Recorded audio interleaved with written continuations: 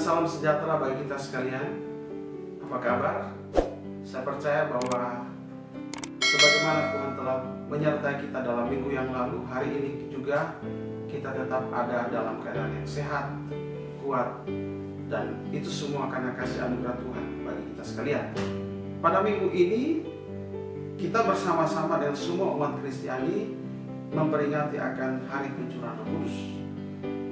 Dan kita akan merenungkan firman Tuhan, namun sebelumnya mari kita berdoa. Bapa di dalam surga, terima kasih atas pertolongan dan penyertaan Tuhan dalam hidup kami, sehingga pada hari ini sebagai umat Tuhan kami boleh ada bersama-sama untuk beribadah, memuji, memuliakan Tuhan. Dan saat ini kami akan merenungkan firman-Mu. Kami mohon hikmah dari Tuhan bagi kami sekalian, agar kami dapat mengerti dan memahami serta melakukan firman-Mu itu di dalam hidup kami. Kami sambut firman-Mu ini dalam nama Tuhan Yesus. Kami berdoa. Haleluya. Amin. Bapak Ibu Saudara, firman Tuhan pada saat ini terambil dari Kisah Para Rasul 2 ayat 1 hingga ayat yang keempat, dan Efesus pasal yang kelima ayat yang ke-18 hingga ayat yang ke-21. Saya akan baca bagi kita sekalian. Demikianlah bunyi firman Tuhan. Ketika tiba hari Pentakosta, semua orang percaya berkumpul di satu tempat. Tiba-tiba turunlah dari langit suatu bunyi seperti tiupan angin keras yang memenuhi seluruh rumah di mana mereka duduk. Dan tampaklah kepada mereka lidah-lidah seperti nyala api yang bertebaran dan hinggap pada mereka masing-masing. Maka penuhlah mereka dengan Roh Kudus.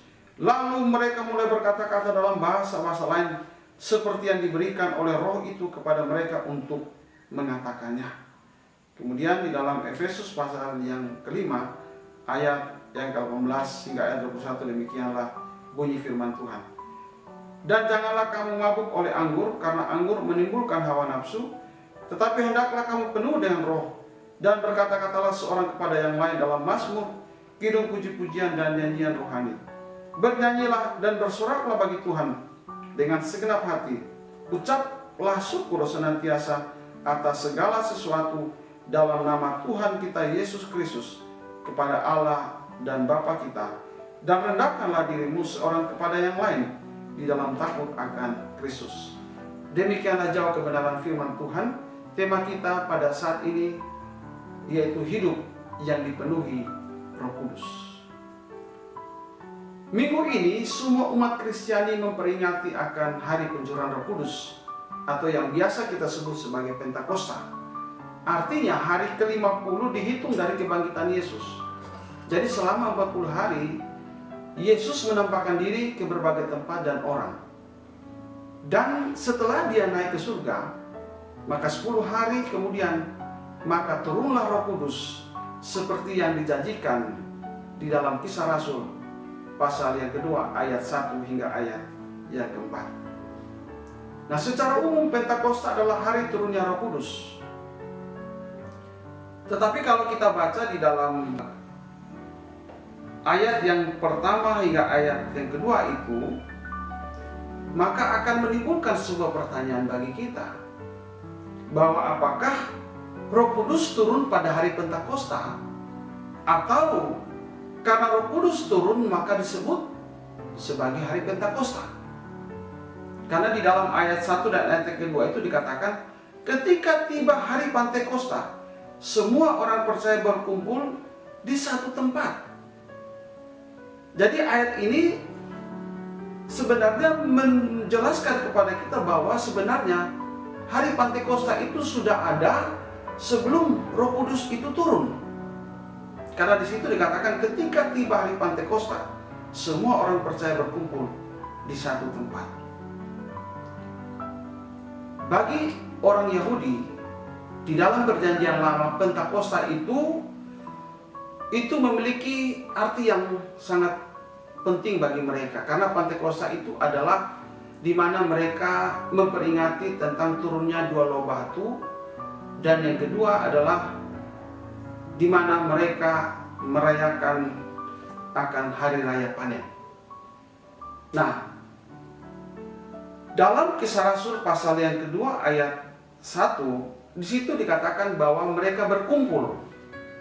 ketika mereka berkumpul, maka di situ mereka memperingati tentang turunnya 2 loh batu dan hari raya panen.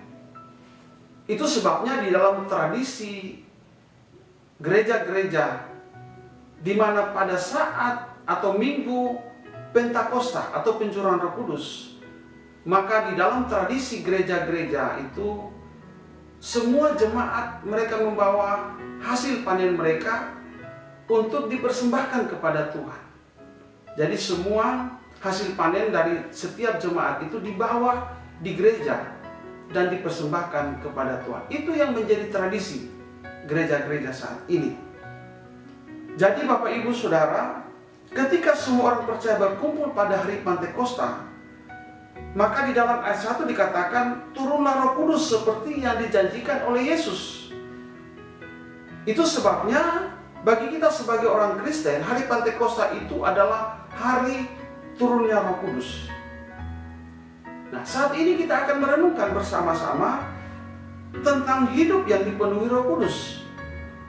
Nah, apa itu hidup yang dipenuhi Roh Kudus?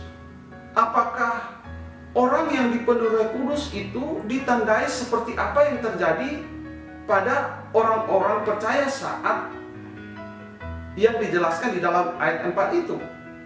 Karena di situ dikatakan, maka penuhlah mereka dengan Roh Kudus, lalu mereka mulai berkata-kata dalam bahasa-bahasa lain seperti yang diberikan oleh Roh Kudus itu kepada mereka untuk mengatakannya. Nah, ini yang menjadi sebuah pertanyaan bagi kita, bahwa apakah orang yang dipenuhi dengan Roh Kudus itu ditandai seperti apa yang terjadi pada orang-orang percaya pada saat itu di dalam ayat 4. Nah, Bapak Ibu Saudara, Stephen Tong pernah bersaksi bahwa dia pernah berkhotbah di suatu tempat di mana dia menyampaikan firman Tuhan dengan bahasa yang ia tidak pernah pelajari. Tetapi ketika dia menyampaikan firman itu, maka orang-orang yang ada di situ mereka mengerti akan pesan atau firman yang disampaikan oleh Stephen Tong itu dengan sangat mereka pahami. Seolah-olah bahwa Stephen Tong itu menyampaikan firman Tuhan dengan bahasa setempat. Padahal pada waktu itu Stephen Tong dia menyampaikan firman Tuhan dalam bahasa yang dia tidak pernah pelajari. Atau mungkin saya bisa berikan contoh seperti saya ini orang Sabo. Saya tidak bisa bahasa Sumba. Tetapi karena saya dipenuhi dengan Roh Kudus, maka saya bisa menyampaikan firman Tuhan dengan bahasa Sumba. Nah, seperti orang-orang percaya pada saat itu, mereka juga tidak mengerti akan bahasa. Di dalam ayat 9 dikatakan bahasa Partia, Media, Elam, Mesopotamia, Yudea, Kapadokia, Pontus dan Asia. Tetapi karena orang-orang percaya itu dipenuhi oleh Roh Kudus, maka firman yang disampaikan itu seolah-olah mereka menyampaikan dengan bahasa setempat. Jadi karena mereka dipenuhi dengan Roh Kudus, maka firman yang mereka sampaikan itu dapat dimengerti oleh orang-orang yang di sana. Seolah-olah mereka itu mengerti akan bahasa setempat. Padahal dikatakan di dalam ayat selanjutnya bahwa mereka itu adalah orang-orang Galilea. Tetapi mereka menyampaikan kebenaran firman Tuhan dengan bahasa yang mereka tidak mengerti, dan orang-orang yang di sana mereka bisa mengerti, mereka bisa memahami akan apa yang disampaikan oleh orang-orang percaya pada saat itu. Nah, itu sebabnya Bapak Ibu Saudara, disinilah kita memahami bahwa itulah cara Roh Kudus bekerja dalam hidup orang percaya. Kalau Roh Kudus bekerja dalam hidup orang percaya, maka tidak ada sesuatu yang mustahil bagi kehidupan kita.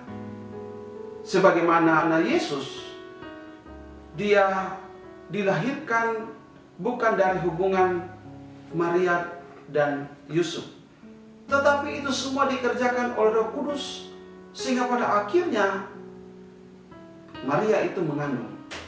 Nah, ini membuktikan akan pekerjaan Roh Kudus yang sangat luar biasa, bahwa tidak ada sesuatu yang mustahil jika Roh Kudus itu bekerja di dalam kehidupan kita sebagai orang-orang percaya.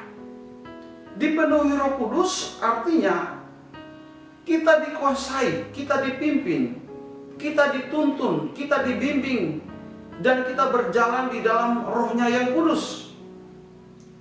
Sehingga di dalam Efesus pasal yang kelima, ayat yang ke-18, Paulus menyebutkan bahwa kata dipenuhi dan Roh Kudus itu bersamaan dengan larangan mabuk oleh anggur. Di dalam ayat yang ke-18 dikatakan, dan janganlah kamu mabuk oleh anggur, karena anggur menimbulkan hawa nafsu, tetapi hendaklah kamu penuh dengan Roh. Jadi di sini Paulus membandingkan akan dua hal, yaitu mabuk oleh anggur dan dipenuhi oleh Roh Kudus. Orang yang mabuk itu biasanya ciri-cirinya mereka itu bicara ngaur, mereka itu jalan sempoyongan. Tetapi orang yang dipenuhi Roh Kudus itu berbeda. Nah, inilah yang akan kita pelajari bersama-sama.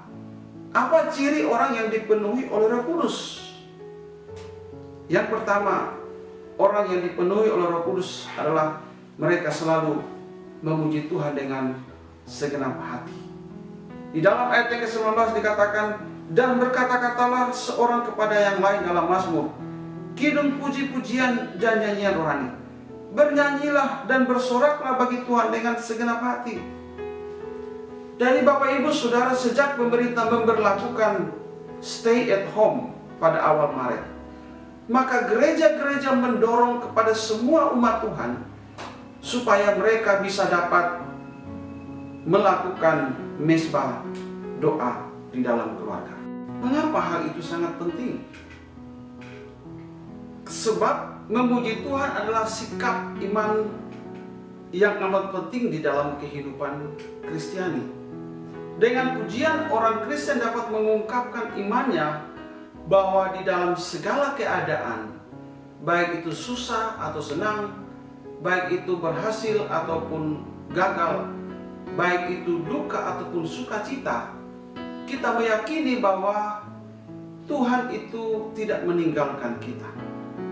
Makanya orang yang dipenuhi oleh Roh Kudus, mereka selalu memuji Tuhan dengan segenap hati. Artinya dengan semangat, dengan penuh gairah. Bukan hanya saja mulut, tetapi juga melibatkan tubuh, jiwa, dan roh. Sebab ada orang yang memuji Tuhan dengan mulutnya, tetapi pikirannya itu melayang kemana-mana. Pikirannya melayang tentang pekerjaannya di rumah, atau mungkin pikirannya melayang tentang bisnisnya. Kira-kira saya untung berapa dari hasil penjualan saya? Ataupun ada orang yang pikir tentang makanan, kira-kira di rumah ada masak apa. Nah, itulah sebabnya Bapak Ibu Saudara, Paulus menekankan di dalam ayat ini supaya kita selalu memuji Tuhan di dalam segenap waktu. Ketika para ibu atau mama-mama pagi hari mereka masak nasi, hati mereka terus terangkat untuk memuji Tuhan. Ketika mama-mama sementara potong sayur, tetapi hati mereka terus terangkat untuk memuji Tuhan. Atau ketika bapak-bapak mereka berkebun, mereka beternak, tetapi hati mereka tetap terangkat untuk memuji Tuhan. Demikian juga dengan anak-anak, sambil mereka membantu orang tua, hati mereka terangkat untuk memuji Tuhan. Itu sebabnya Paulus berkata di dalam ayat yang ke-19 bagian A itu, dan berkata-katalah seorang kepada yang lain dalam mazmur, kidung puji-pujian, dan nyanyian rohani. Jadi di sini Paulus menekankan bahwa yang keluar dari mulut kita itu adalah puji-pujian. Yang keluar dari mulut kita itu adalah nyanyian, bukan makian, bukan sumpah serapah, bukan umpatan yang keluar dari mulut kita.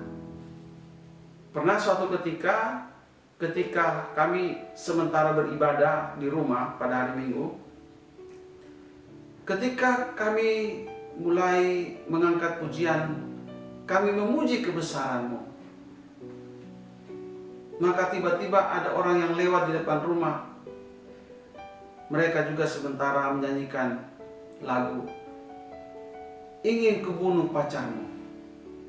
Saudara, ketika kami kepingin memuji Tuhan, tetapi dia juga kepingin untuk membunuh pacar orang. Nah, Bapak Ibu Saudara, orang yang dipenuhi oleh Roh Kudus, mereka akan tetap suka memuji Tuhan. Sehingga di dalam Mazmur pasal yang ke-34 ayat yang kedua, di situ dikatakan, "Aku hendak memuji Tuhan pada segala waktu. Puji-pujian kepadanya tetap dalam mulutku."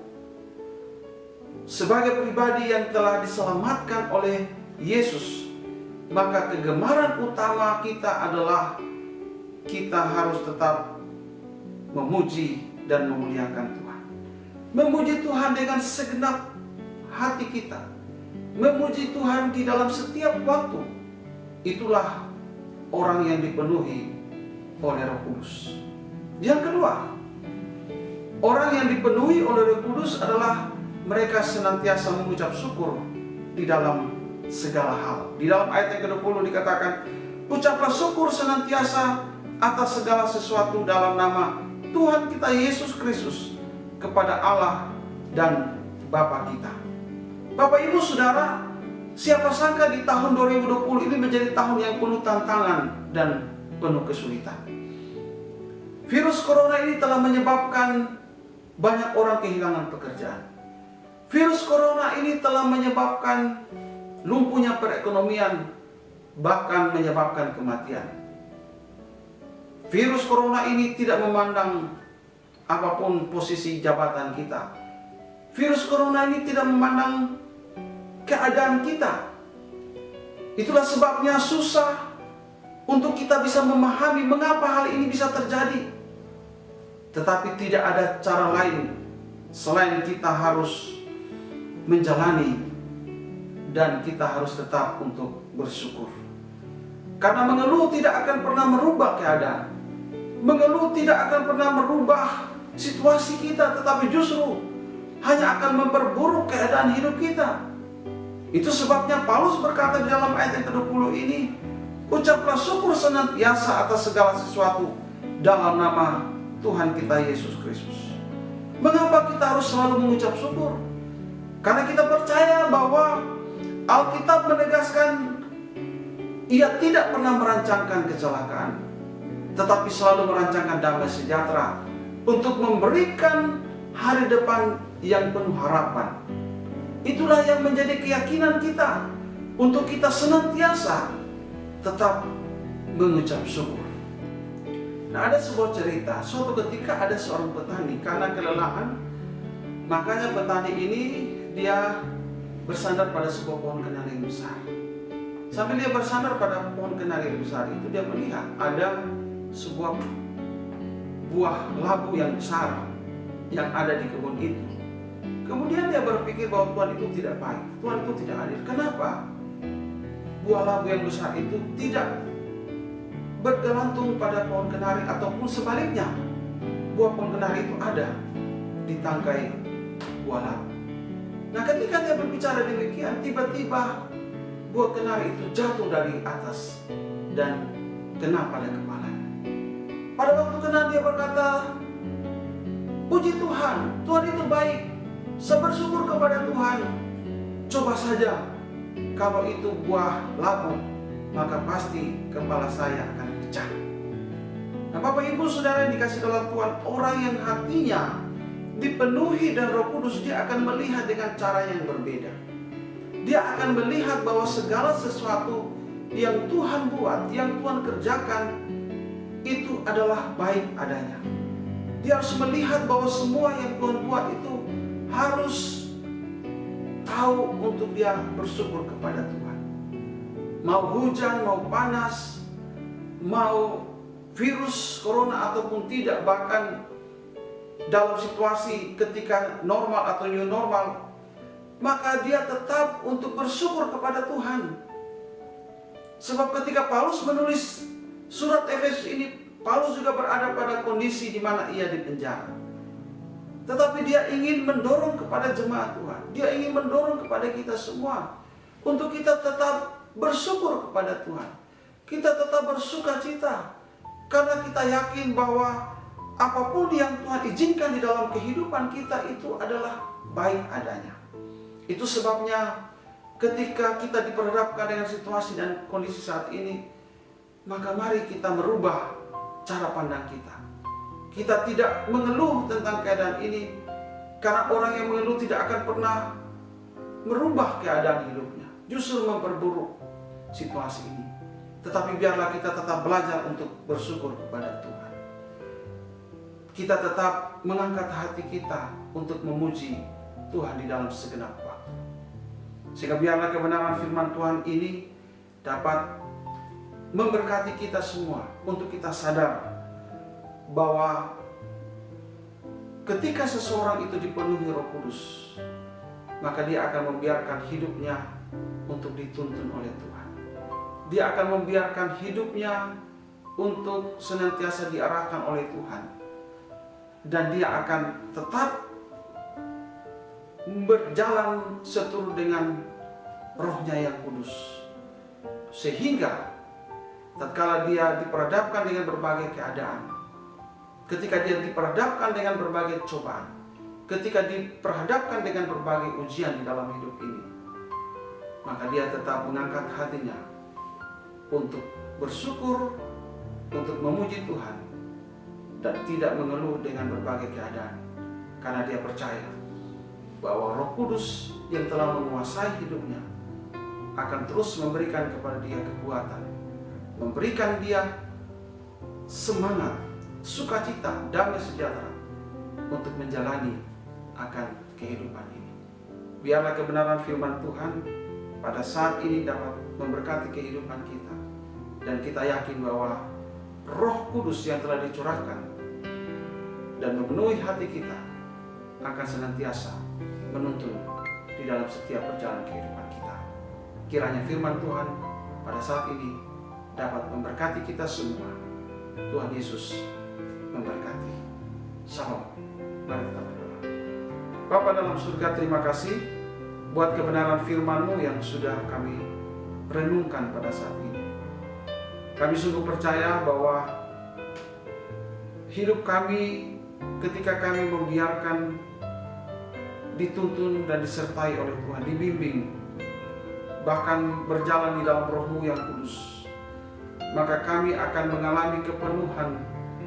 Hidup kami akan dipenuhi dengan Roh Kudus, sehingga kami akan tetap dapat memuji Tuhan senantiasa dalam hidup kami.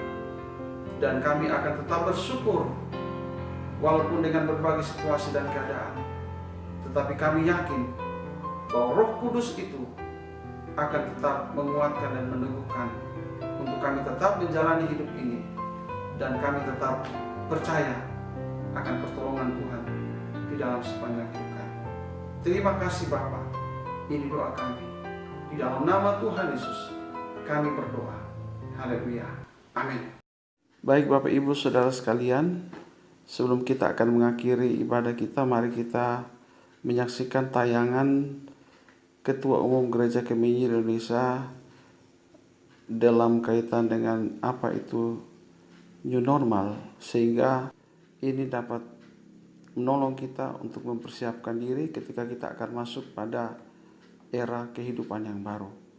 Tuhan Yesus memberkati kita sekalian. Saudara-saudara yang kekasih, saya percaya saudara dalam keadaan sehat dan disertai Tuhan.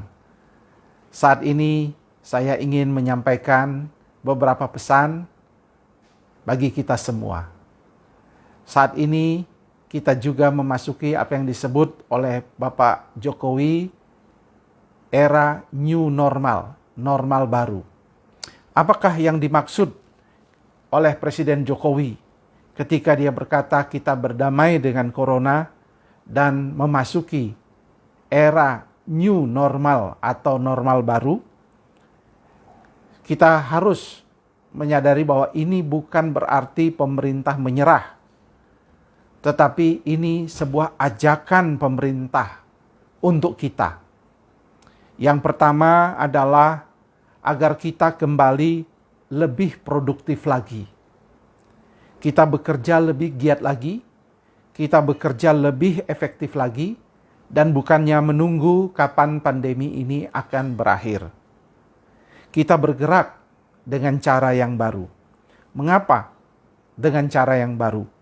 Karena kita masih menghadapi virus yang berbahaya ini dan belum ada obatnya. Sehingga kita harus mencari celah cara baru untuk tetap produktif di tengah keterbatasan gerak yang saat ini terjadi. Gereja sebagai contoh mulai belajar mengembangkan pelayanan teknologi. Mulai membentuk kelompok-kelompok kecil, kelompok-kelompok doa, dan melakukan pemuridan. Untuk di daerah-daerah bisa melakukan gerakan berkebun atau kelompok tani dan sebagainya. Ini hanya segelintir contoh agar kita menjadi produktif. Tantangan buat kita gereja, bagaimana para gembala jemaat Tuhan kita produktif. Hal yang kedua, ketika kita disampaikan untuk memasuki new normal, normal baru, maka ketika kita menjadi produktif, tidak boleh kita mengabaikan protokol kesehatan.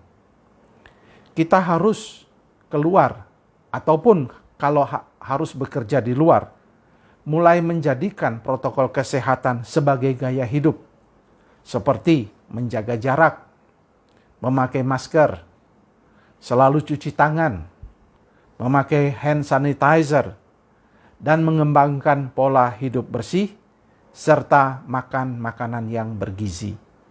Jadi, ajakan untuk produktif tidak boleh mengabaikan gaya hidup sehat dan mematuhi protokol kesehatan. Itulah yang dimaksud dengan new normal. Dan yang ketiga, sementara kita masih dalam suasana PSBB ini atau karantina ini, maka sudah waktunya gereja mulai bebenah, mulai bersih-bersih, mulai membuat taman, memperbaiki bagian gereja yang rusak, membuat dan menyiapkan tempat mencuci tangan di samping toilet. Dan ada jadwal gotong royong bersama jemaat bergiliran setiap minggu. Sehingga rumah Tuhan akan tetap indah dan ada rasa memiliki. Dan ketika gotong royong itu dikerjakan, bisa diakhiri dengan doa bersama di dalam rumah Tuhan. Sehingga jemaat tetap ada hubungan, koneksi dengan gereja atau rumah Tuhan. Saudara-saudara, itulah new normal. Akhirnya, saya akan membaca firman Tuhan dalam Yakobus 1 ayat 3-4 yang berbunyi demikian.